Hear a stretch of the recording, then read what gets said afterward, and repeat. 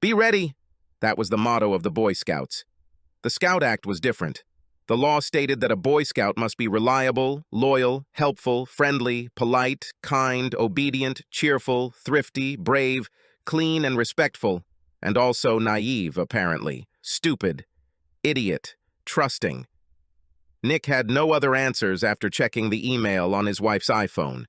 He usually didn't look at anything on her phone at all, and she knew that very well, so she didn't bother to use any additional protection. After all, he was a Boy Scout. He didn't invade anyone's privacy. But Nick's wife was leaving town in a few weeks, and Nick was trying to remember the name of her hotel. She told him about it before, but he didn't pay attention and wanted to avoid an argument about why he didn't pay attention. These debates have become a bit more frequent lately. The trip would be their longest time apart since their wedding 5 years ago, and Nick had been thinking about doing something romantic, like sending flowers. After all, what better way to show the woman he loves how much he loves her than to send her flowers when she was several thousand miles away in the city of love, Paris? It was the city of love, okay, but he wasn't who she was going to love there. No, it had to be Dwayne, who was also going on a trip. After entering the password to his wife's phone, the date of their wedding, Nick found himself reading one of the non-work-related emails his wife and Dwayne had exchanged over the past few weeks. They talked about walking along the Champs-Élysées at night, then taking a boat ride on the Seine in the moonlight, and then making wonderful love all night. Almost as surprising as the affair itself was the fact that Nick's wife Linda and her lover Dwayne exchanged messages using their work email accounts. She should have known better. So does Dwayne. Like Nick, Linda was a lawyer. Dwayne was a paralegal at Linda's firm. All three have conducted extensive document analysis in major litigation cases where huge teams of lawyers and paralegals have read every one of the hundreds of thousands of emails generated or being considered for document discovery proceedings. The story was always that one or two idiots had an affair, and the lawyers then tried to figure out whether the affair had anything to do with the case, and if so, how to limit the damage. The truth is that the reason Nick didn't pay attention when Linda told him about the trip and the name of the hotel the team would be using was because something strange was going on. Nick didn't know what it was at the time, but his instinct made the hairs on the back of his neck stand up. 5 years as a lawyer, listening to clients lie and listening to lawyers scrupulously avoid lying by not telling everything had sharpened his listening skills. And something was wrong when Linda first told him about the trip. A very boring arbitration process that would keep them so busy that they wouldn't even be able to enjoy the sights. She said this without looking at him at all, and too frivolous. She knew that Paris was one of Nick's favorite cities, and they always talked about going there together because Linda had never been there. So Nick found her answer strange, but he didn't even imagine such a worst-case scenario. The email line he was looking at now was a stiletto stabbed straight into his heart. Why don't you just get rid of the Boy Scout so we can spend more time together without worrying? Dwayne wrote this last night. I feel safe with him. Linda answered. So why are you having fun with me behind his back every chance you get? You do it better. Nick had no idea what he was going to do at this point, other than forward all correspondence to his address and print out the email exchange on the printer, just in case. No doubt, as an experienced lawyer, his first instinct was to preserve the evidence. After printing out the emails and putting them away, Nick began to think. He definitely knew what he wanted to do. He needed to think before he hurt anyone. This thinking is what made him a lawyer. He was paid to use his brains, not his brawn. And he had to think about it quickly because Linda was out for a run and would be back soon. But before he could think, he needed to finish the mission and find a hotel. However, this would not be for sending flowers. He didn't know why he would need this information, but he just knew he needed it. Perhaps as a target, close to the Eiffel Tower.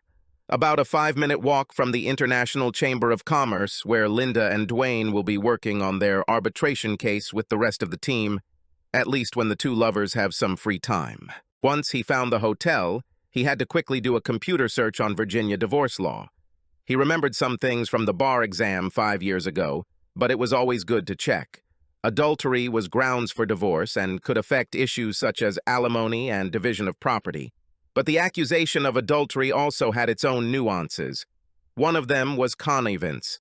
Finding out about the adultery and then voluntarily resuming sexual relations and continuing to live together was her defense. So, he needed to get out of the house, and quickly. And there should be no confrontation. Not yet. He fully intended to hit her with complete shock and awe without any unknowns thrown into the mix. He was going to dominate the battle space for the rest of this marriage, which meant he would have to lie. Inconsistent with the Boy Scout law, but it was war. After all, it was Churchill who said, "Truth is so valuable in wartime that it must always be accompanied by a bodyguard of lies." Nick's lies would serve a higher purpose now. In any case, none of them were under oath. He went up to the master bedroom and began to pack his things. He finished quickly and placed his suitcases by the front door. He had almost finished gathering the important documents he needed: bank and credit card statements, 401k and IRA statements, car titles, pay stubs, mortgage, and Linda's latest student loan balance when she returned from her run. He heard her in the kitchen as he rose from his basement office. He decided to look exhausted and out of sorts when he saw his wife. Her shoulder-length brown hair was pulled back into a ponytail. She looked good. It's a pity that she was disgusting in his eyes. He already knew that love was dead. "You know, I'm going to Paris," he said with a grim smile. The color drained from Linda's face. Her blue eyes turned pale. "What?" "Paris, Virginia." Her shocked expression quickly disappeared. "Sven just called," Nick continued. "We are testifying in an insurance case and we must prepare a witness. Apparently we just lost the motion to compel. The judge is pissed, and the entire investigation timeline is in chaos. I'm going to be on the road for a few weeks, although I'll probably have the opportunity to stop by from time to visit." "Poor baby," Linda said with an appropriate expression of concern. "Maybe your company is hiring. I would prefer to go to your Paris," Nick said, and saw concern appear on her face again. But then she grinned. "Send me your resume. Maybe you have the right amount of experience for us to consider you." It was a joke. Linda's law firm ranked higher in the rankings than Nick's. Then, perhaps with some guilt, she made a move as if she was going to hug him. But Nick turned and returned to his office before she could close the gap. The visions of him slapping her in the face were coming back, and he wasn't sure he could keep them under control. Back upstairs, Linda asked what he wanted for dinner. "I can't stay for dinner. I'll grab something on the way. Sven is going crazy and wants me to hit the road immediately." He spoke, bustling around the kitchen. Linda followed him to the door, looking a little worried. As he grabbed his suitcases and headed for the door, she pursed her lips for a goodbye kiss. "Sorry. I think I may have caught a cold. This morning I have a sore throat. Maybe it's an allergy, but I don't want you to catch anything." Linda followed him to the car as he loaded it. "When will you be back?" "Probably not before Friday. We're going to Roanoke after Paris.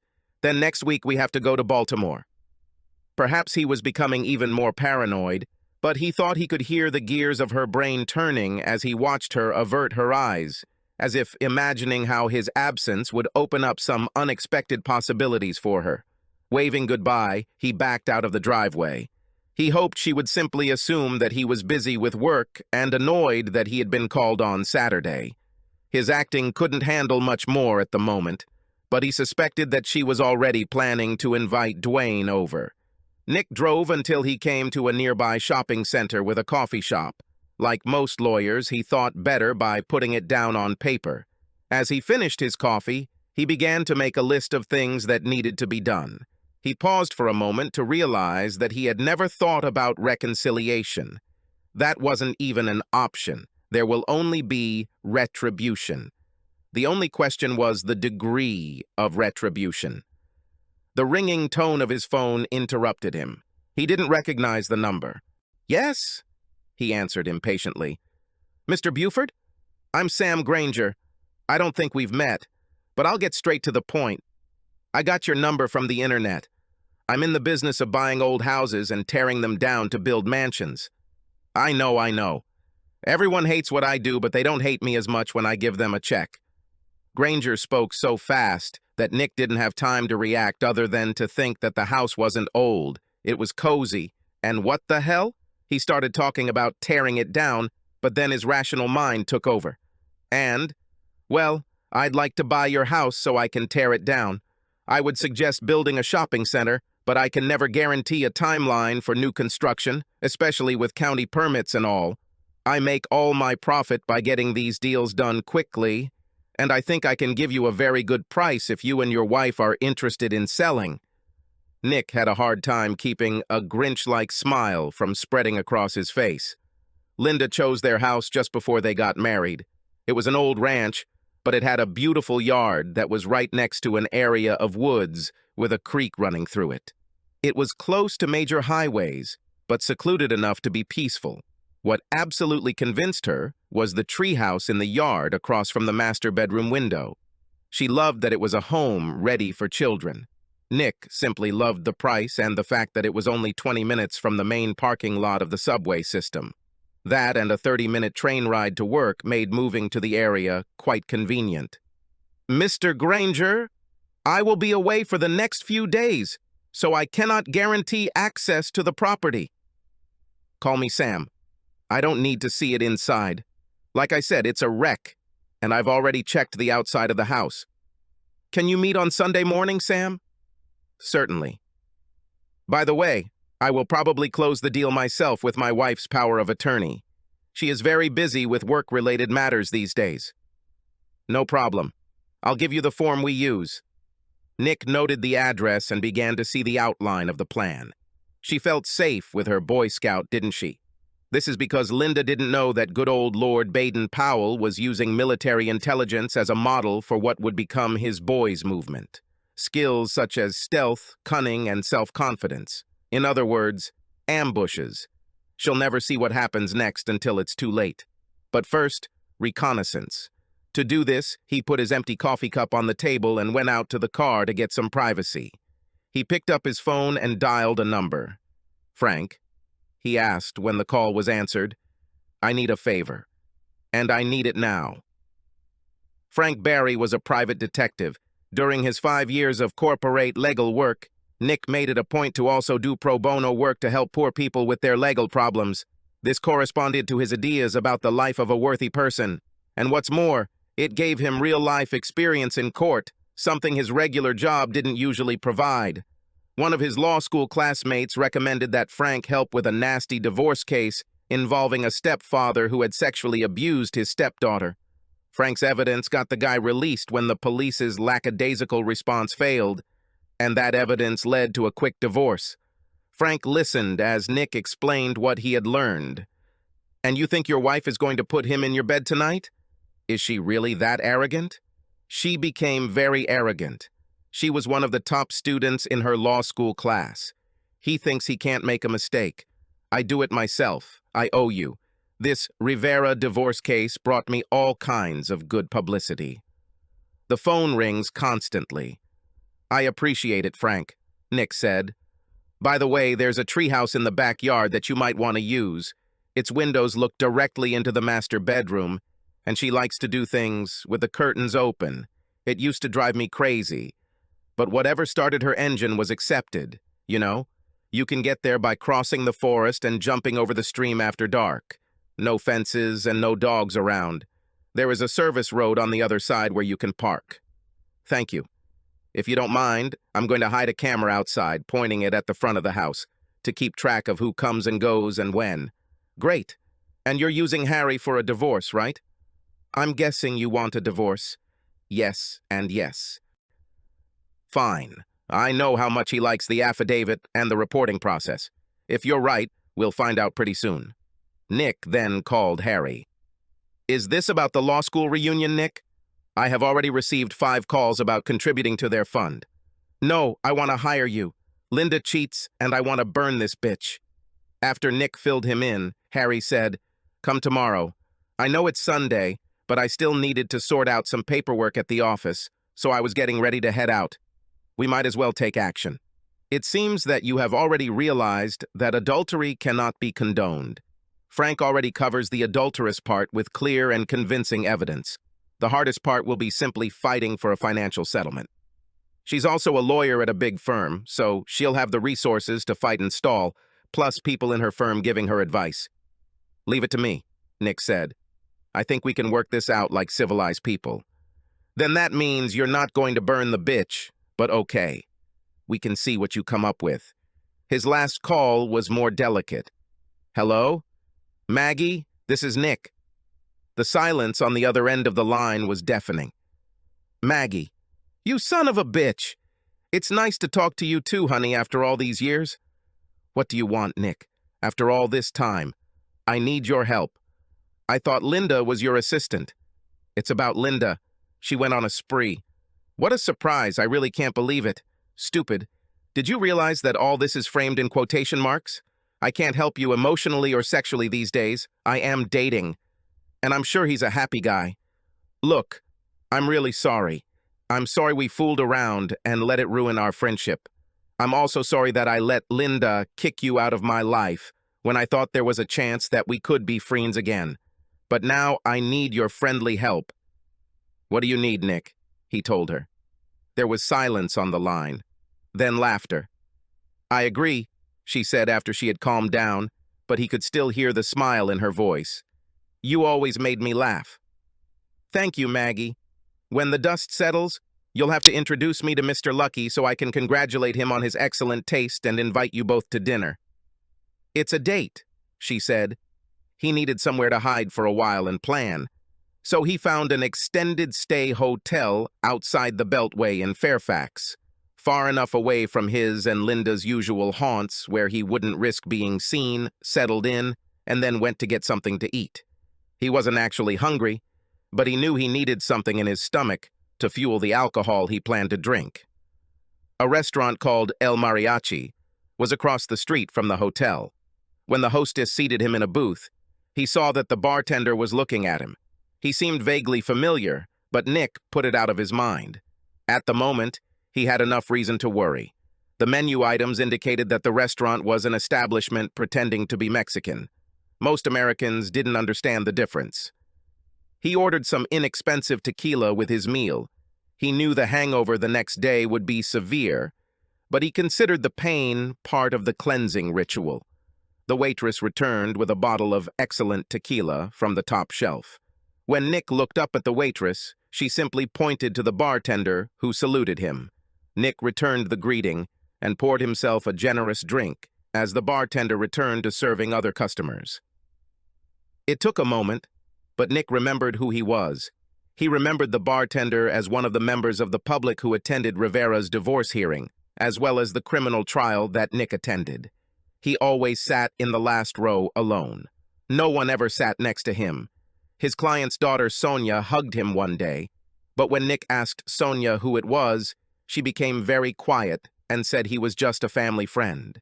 Nick ate in silence, making notes on a notepad and drinking tequila. After the waitress cleared away his dirty plates, he went to the toilet. He was aware that things seemed to move around, as if he were on a ship as he walked. He needed to lean against the wall while he did his business. He then returned to the booth, trying to act as confident as possible, and found the bartender sitting in his booth on the opposite bench. "Senor Nick, good to see you," he said, reaching out to take Nick's hand and shake it vigorously. Nick sat down and waited for what he would say. "I never thanked you for helping my cousin deal with that bastard she was married to."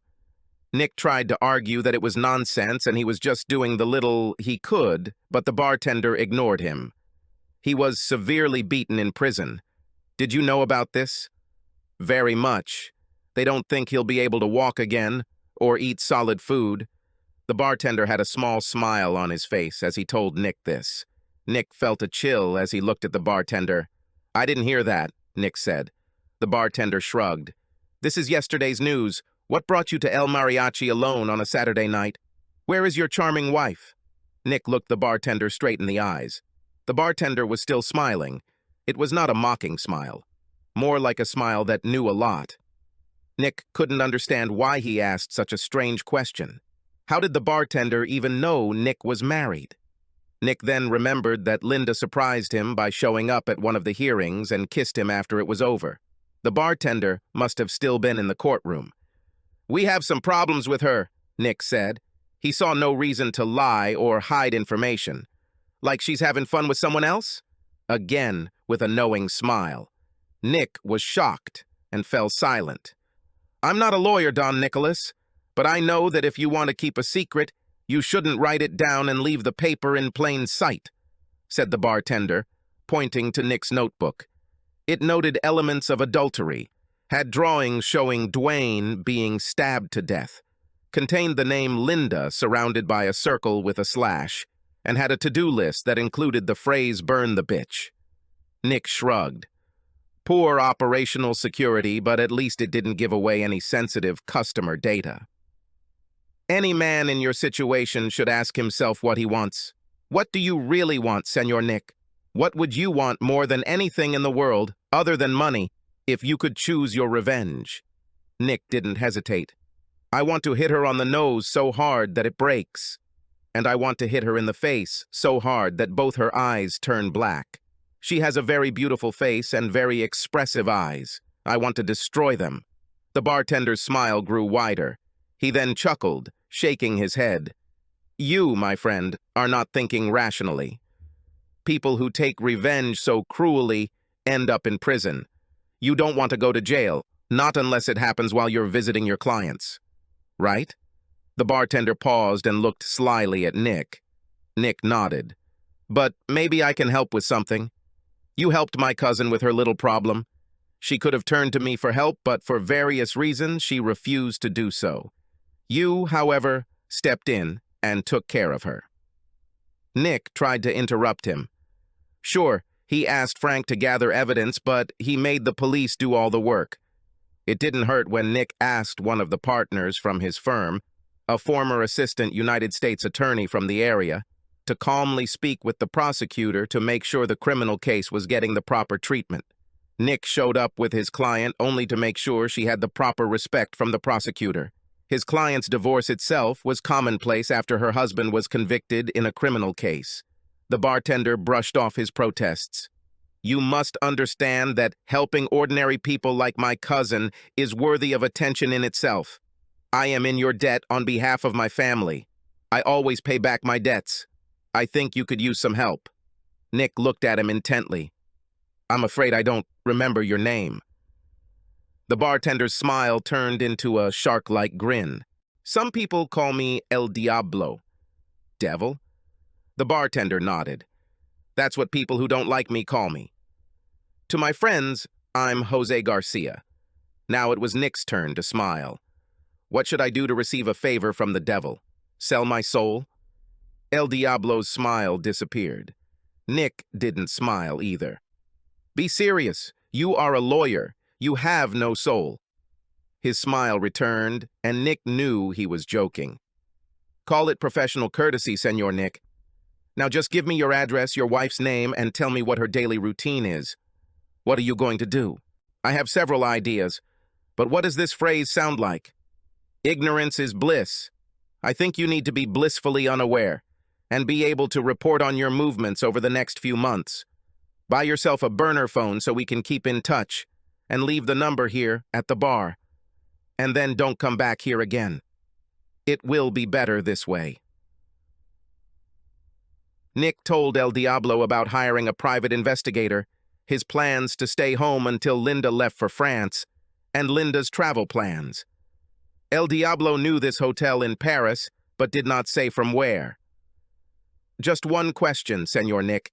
Is there any chance of reconciliation, forgiveness, mercy? I don't want to hear later. I changed my mind." El Diablo looked him straight in the eyes. The smile disappeared. His expression became serious.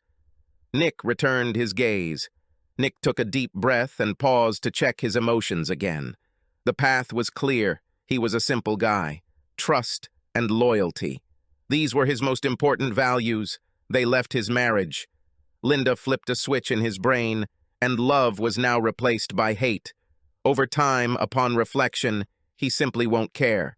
That time was not now. No one. El Diablo relaxed. Fine. Don't worry about anything. The waitress brought the bill. El Diablo shooed her away, but allowed Nick to tip her generously. He also allowed Nick to take a bottle of tequila with him, but warned him to slow down. He needed a clear mind for battle. Somehow Nick woke up at a reasonable hour on Sunday morning without much of a hangover. He arrived at Harry's law office at 10 a.m. and found Frank already there. "Sorry, Nick," Frank said. "She definitely had sex with that guy. In your bed. He was there 2 hours after you called me, and he was still there when I left this morning. We received a very good quality video. I made you a copy, but you might not want to watch it." Harry interrupted him. "You better not look. I don't want you to do something stupid and get arrested." "Don't worry," Nick said, taking the DVD from Frank.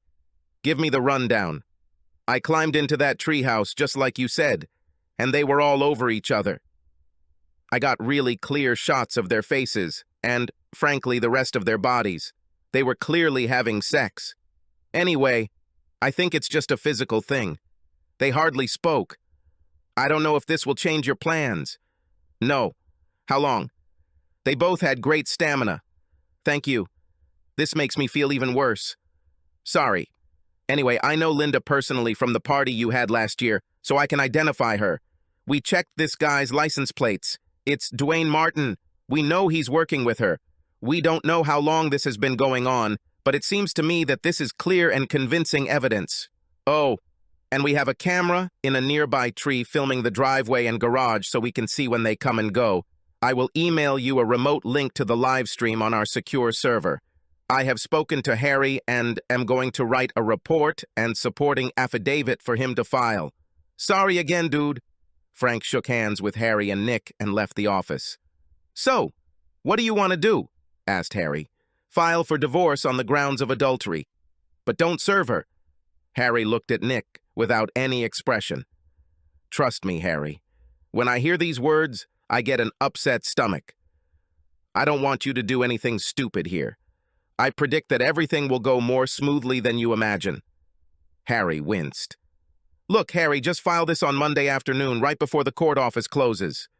Let me know the case number. I'll take care of the rest. Just remember, Nick, I don't practice criminal law. Not very good anyway. If you need to get out of some trouble, I can't help you." "You'll be pleasantly surprised," Nick said as he walked out the door. Nick's next stop was to meet Sam Granger. It was a very productive meeting where Nick learned that they could sell the house for over $100,000 more than the mortgage, all without real estate agent commissions. Linda would be delighted, if only she knew. Nick promised to return with the proper paperwork as soon as possible to seal the deal. As Nick left Sam's office, he looked at his phone. No messages or calls. She must still be having fun with Dwayne. Nick took the opportunity to call his boss Sven and tell him that he urgently needed 2 weeks of vacation or he would quit. Sven immediately panicked because Nick was the only one who knew what was going on with the current affairs and agreed. Luckily, in Sven's case, they had a temporary lull in business, so he could cut Nick some slack. Having laid the groundwork for the fulfillment of his intentions, Nick returned to his hotel to take care of his current work. By Monday evening, it was ready. Linda left voicemails on Sunday evening and Monday evening, which he did not respond to. He was saving all his energy for Tuesday morning. Thanks to Frank's camera in front of the house, Nick knew that Dwayne had spent Monday night there, and based on Dwayne's stay from Sunday evening to Monday morning, he would likely leave around 8 a.m. to head to work. Linda was leaving around 8:30 a.m., so at 7 a.m. Nick walked through the front door and shouted, "Darling, I'm home!" He heard a sudden noise upstairs, and then Linda came down the stairs in her robe, disheveled and shocked. "Honey, what a surprise," she said, trying to seem cheerful, but barely holding it in and just as clearly on the verge of complete panic. "I thought you wouldn't be here until Friday. You didn't answer my calls." "Sorry," Nick answered cheerfully. "You know how it happens." Nick pretended not to notice the 2 glasses of wine left in the living room and headed straight to the dining room. Linda stood in the doorway, looking at Nick, trying to figure out her next move and how to stop him from going up the stairs to where Dwayne was obviously hiding. A knock on the door made her jump. "Can you open it, honey?" Nick asked. Meanwhile, he began laying out papers on the dining room table and pretended not to notice, as Linda squared her shoulders and went to open the door, perhaps expecting the bailiff to arrive with the divorce papers. Instead, it was Maggie who walked right in as soon as Linda opened the door, simply saying, "Hello." Linda watched with curiosity as Maggie sat down at the dining table and opened her suitcase. "Sorry, honey," Nick said, "but I don't know when I'll be on air again. And you know, I can't think of you going on a foreign trip without renewing your powers of attorney. You know, just in case something goes wrong and we need to deal with some financial or medical emergencies. Oh, and I had a couple of moments over the weekend and got a tip on refinancing my mortgage at a really great rate. Since we are both going to be traveling, I thought this was the only time we would be able to do it. Sorry for the urgency." He tried to look apologetic. "Who is this?" Linda asked, pointing at Maggie when the artery in her temple stopped pulsing violently. "I'm Maggie." "Maggie is a notary," Nick explained. Linda visibly relaxed. She still had a lover hidden upstairs, but events had not yet completely spiraled out of control. "You, my Boy Scout, always ready?" she said with a grin as she sat down, although her eyes were still wary. "It's just who I am, honey." He handed Linda a pen and began laying out the papers in front of her. "The flags with arrows show you where to sign. Take the time to read the documents if you want." "I trust you," Linda said with a wide smile, quickly signing all the papers in front of her. He prayed to God that she would do it, because otherwise he was screwed. But, as they say, he who dares wins. As Linda signed each document, Nick laid them out and handed them to Maggie, who lined them up and notarized them. "Mrs. Buford, do you have a photo ID?" asked Maggie. Linda stood up from the table to go get her purse. Maggie and Nick exchanged glances, but both had to quickly look down at the table to keep from laughing. Linda placed her driver's license on the table. Maggie took a photo of them on her phone and noted the details in her notary journal.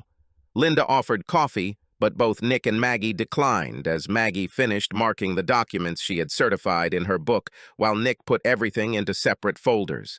Linda's eyes continued to look up, waiting for Nick to try to go there, calculating her next move. Maggie left, putting all her things away and giving Nick a smile when Linda wasn't looking. Nick then gave Linda a break by saying he had a conference call to hold and would go down to his basement office to do it. Linda's shoulders relaxed because now she would have time to get Dwayne out the door and clear any trace of him before Nick emerged from his man cave again. Nick went downstairs to give her the illusion that she was still fooling him. He pretended he didn't hear the heavy footsteps on the steps as Dwayne fled, or the sound of the garage door opening so Dwayne's car could leave. But when he heard the sound of the shower running in the master bathroom, Nick gathered everything he had, walked out the basement door, and drove off in his car without saying a word to his loving wife. 2 hours later, after a hearty breakfast at the diner, Nick was in Harry's office. Harry looked shocked. "So, you're telling me that you made your wife sign Form CC 1406, confirming the filing for divorce and waiving all future service of process and notice of any future proceedings?" "Yes. The duly certified form is right here." "And so it was. You are also telling me that you forced your wife, an experienced lawyer, to sign a property settlement agreement in which she transfers to you all proceeds from any sale of your home and contents therein, cars and any jewelry she owns, gives you free rein to manage her personal belongings and allows you both to walk away with the retirement accounts you each own, without any alimony from you to her. She still earns more than me. According to these documents, she expressed a willingness to leave the marriage with only about $125,000 of her retirement contributions, plus about $200,000 of her student loan debt from law schools. Right? She always had a very generous nature." Harry narrowed his eyes at Nick and returned to the papers on his desk. "And you also made her sign an affidavit in which she admits to adultery and even admits that her lover was upstairs in the marital bedroom, at the time of signing the affidavit and was there all night after having sex with her the night before. Are you even telling me that her affidavit supports the truth and accuracy of that line in the email where she talks about staying with her lover because he is better at it? Is this what you want to tell me? Lawyer, Nick said. There were no emotions on his face, as far as he could restrain himself. Please don't insult me. The documents speak for themselves. Harry looked at the documents, looked up at Nick, started to smile, suppressed a smile, and then turned around in his chair. To hell with this. I will accept this file. You are a respected member of the bar and a friend from law school. How was I supposed to know you did all this shit? I thought it was good, Your Honor. I'm deeply confused. I was completely taken aback by the fact that my client had betrayed my trust. If anyone should have his license revoked, it's Nicholas A. Buford Eskins, Your Honor. See where I'm going with this, Nick? To her. If necessary, will this notary certify that Linda signed all this? Yes, she will do that. Will she testify that Linda carefully studied the documents? I wouldn't want to try to prejudge or influence anyone's testimony, but as you say, Linda is an experienced trial lawyer, so I'm confident she gave the documents the attention she felt they deserved. I'm sure the notary will say that she saw Linda Buford go through the documents and sign each one. I cannot otherwise express an opinion about her state of mind regarding her understanding of the contents of each document. Okay then, said Harry. I'll record all of this today, plus Frank's affidavit and report, which includes photographs and a DVD. I'll see if I can't get this out of the electronic file for a while. We don't want this to still be in the news, do we? No, said Nick. Linda is going on a trip to Paris in just over 2 weeks. The longer it stays hidden, the better. Do you know anyone in district court? Do you remember Seth? Asked Harry. Student, a year after us? He's having trouble finding work at a law firm, so he's now working as a law clerk in the district court, trying to get his resume in order. He could speed up the process. But if the judge wants to take live testimony, the whole thing could collapse under its own weight. Linda will have to decide that she doesn't want to fight this for some reason if she realizes what's going on. If things go badly at this stage, I may have to resign as your lawyer. Fair enough. Someday you will be able to tell me the whole story. But I don't want to hear it now. Over the next 2 weeks, Nick managed to keep Linda at arm's length. He sent her text messages at odd hours, letting her know how busy he was, but otherwise answered her calls. Days passed, and she called less and less. You scared the crap out of her, Frank told him at the end of the week. According to our video footage, Dwayne hasn't been in the house since you showed up and surprised them Tuesday morning. I can't tell if they meet at his house during the week or have sex with each other in the office, but they don't do it at home. I'll tell you if anything changes. The only thing that changed was that Nick quietly returned to the house when he learned Linda had left and obtained the financial documents he thought he might need. He also signed a contract to sell the house with Sam Granger. The sale was scheduled to close during Linda's first week in France. In the evenings, Nick went to the gym, read in his spare time, and wondered how he got to the point where he was 30 years old with such a chaotic life. He told Sven that he needed to rest for a few more weeks, to which Sven reluctantly agreed. She's having fun with him in the house again, Frank said on Saturday, a week before Linda was due to leave for Paris. Thank you for warning me, Nick replied. He didn't really care, but he knew he would rather burn the sheets than sell them when he abandoned the house. By this time, Nick had already watched the video Frank gave him the first time. He could see the attraction. Dwayne was a couple of years younger, and Frank's investigation revealed that the guy was a regular at the gym, always warming up in front of the mirror before weight training.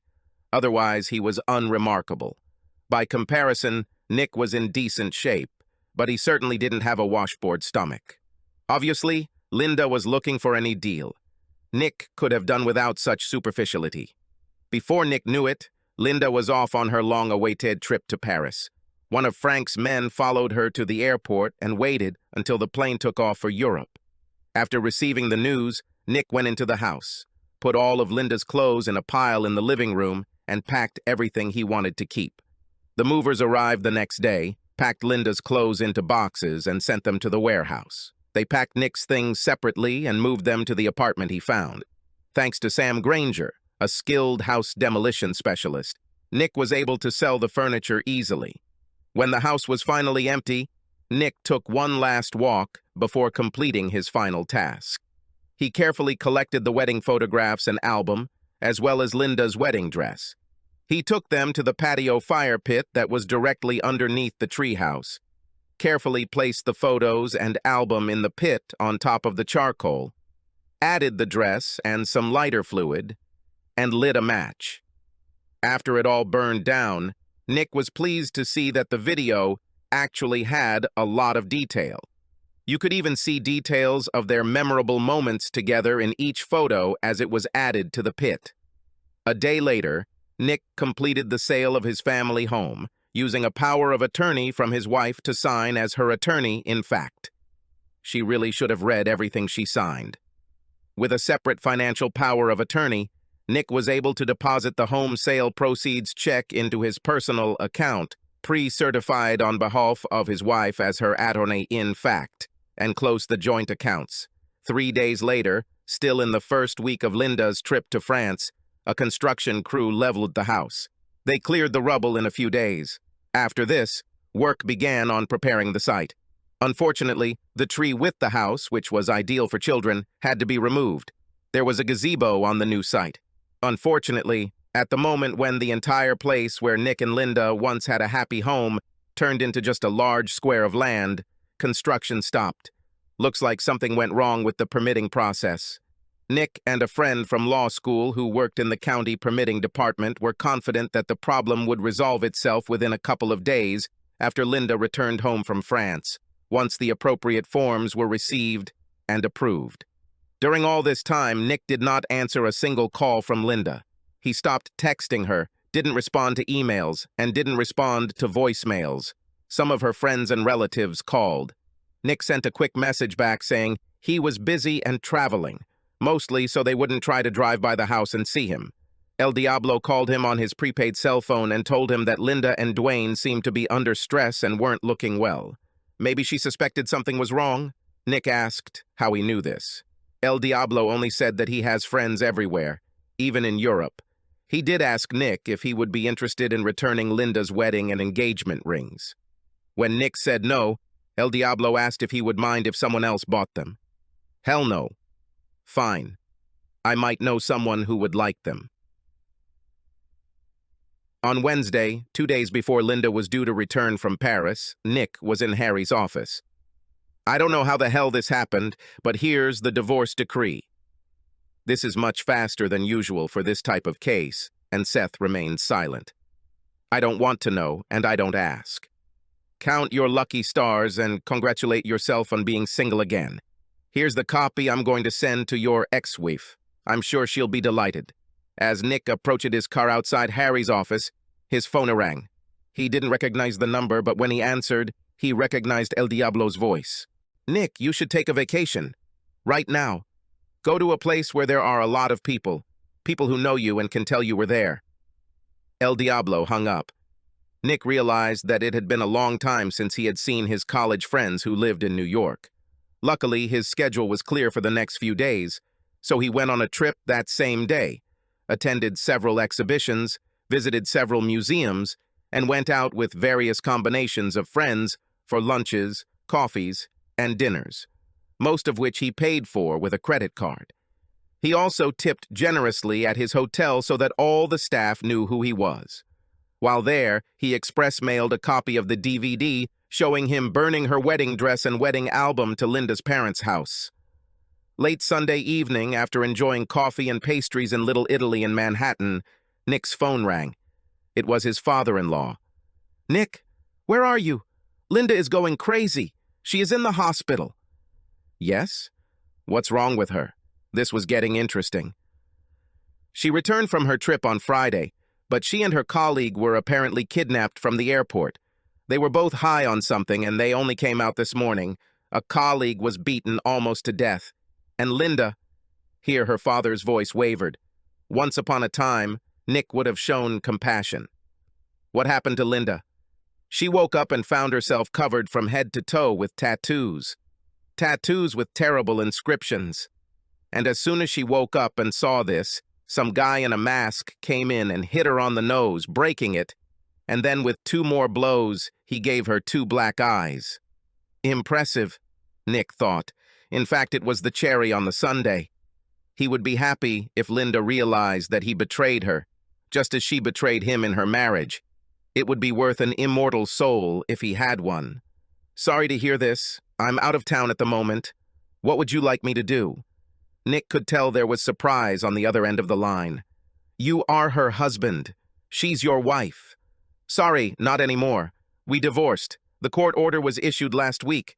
She's cheating on me with the guy she's traveling with. What? What here? What part was unclear? Nick knew he was being unnecessarily cruel now, but he didn't care. I have a video. I can send you a copy of her having sex like a cat, and not with me, if you want to know. There was silence on the other end of the line. Nick wondered if his father-in-law had had a heart attack. We're done with her, so you'll have to take her home. She's not my problem now. You did it? His father-in-law shouted. I've been in New York since Wednesday celebrating my divorce. Look, I know you're upset and I hope Linda gets better soon, but I don't think we have anything else to say to each other. He hung up. At that moment, it occurred to Nick that the stress of city life had recently become too much. He sent an email to Sven saying that, in the end, Sven and the firm could go to hell, with all due respect. A quick internet search revealed that there was an REI store in Soho, so Nick outfitted himself with some brand new hiking and camping gear. Linda had never liked hiking, so this was a chance to reconnect with his intelligence background. The hotel was very kind to store his luggage for a while for a reasonable fee, and before he knew it, he was heading into the Adirondack Mountains to commune with nature until things calmed down. Luckily, he had his passport with him in case he had time to travel to Canada. And it turns out he did. He spent most of the next 8 weeks turning off his phone. At first, it seemed like some crazy woman had stolen his ex-wife's phone because there were dozens, if not hundreds, he didn't count, of messages that seemed to include frantic screaming and crying. He only listened to 1 or 2 before deleting the rest, and a lot of crazy emails. Her account must have been hacked. How was he supposed to find the time to read all of this? He hoped that whoever this crazy woman was, she got the help she so desperately needed. So 8 weeks later, Nick met Frank for drinks. Harry was there too. Just to be clear, Harry said as they sat down, I ended our attorney-client relationship immediately after I gave you the divorce decree. I notified you by registered mail. Perhaps you haven't checked your email yet. Not yet, Nick admitted. It's a serious storm, my friend, said Harry. Frank, what would you say? More like a typhoon. I like it. Lots of destruction. Harry finished his bourbon and immediately asked for more. You start, Frank. So, on Monday morning, the former Mrs. Buford arrived at her old house with her parents. We never got around to removing the external camera. When she saw the vacant lot, she had a complete breakdown. She fell to her knees, sobbing, and assumed the fetal position. Ends with her kicking and screaming like a toddler at the mall late in the afternoon. Then a work crew arrives with equipment and she goes crazy again. She loses her composure for the 3rd time when the construction workers see what is tattooed on her face and start laughing. And this despite the fact that she has raccoon eyes from the beatings, plus a Band-Aid on her broken nose. Harry picked up the story. That afternoon, she and a couple of lawyers from her large firm showed up at my modest office in a menacing mood.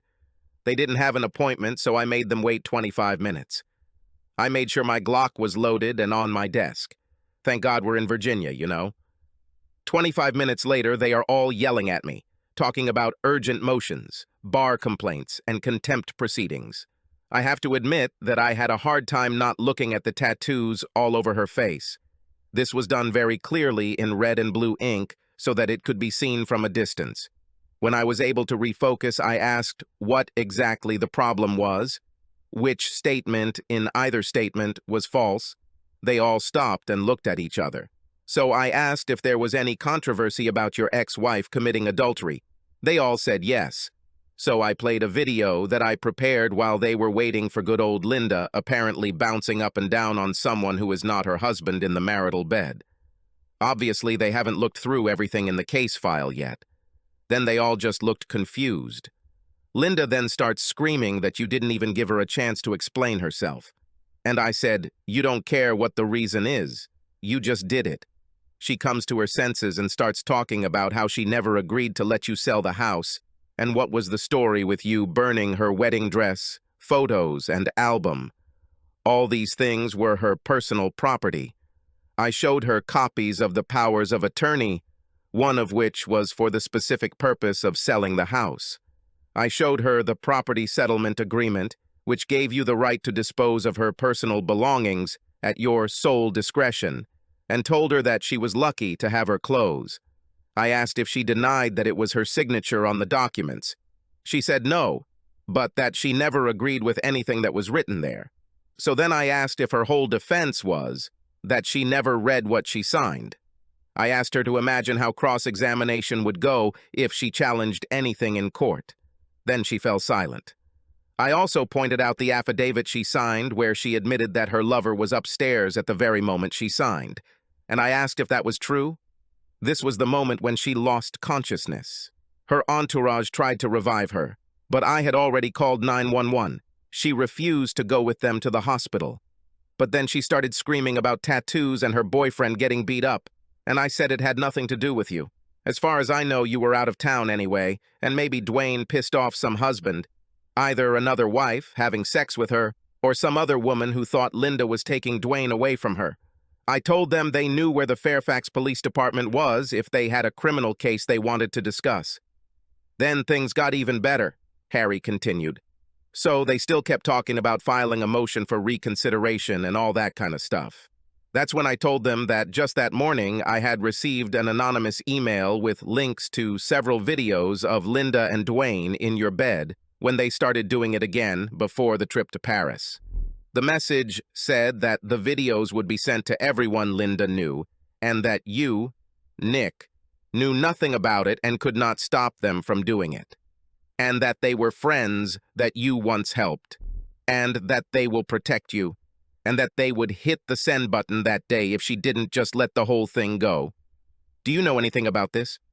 I was out of town, Harry. After that, they left. I haven't heard anything about them since then.